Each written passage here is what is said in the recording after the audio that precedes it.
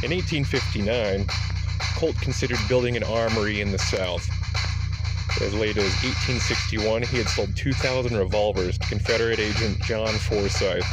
Although the trade with the South had not been restricted at the time, newspapers labeled him as a Southern sympathizer and traitor to the Union.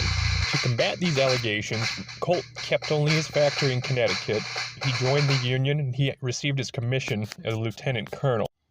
He was commissioned to command the 1st Regiment, which would have Colt's revolving rifles, state-of-the-art weapons manufactured from his company.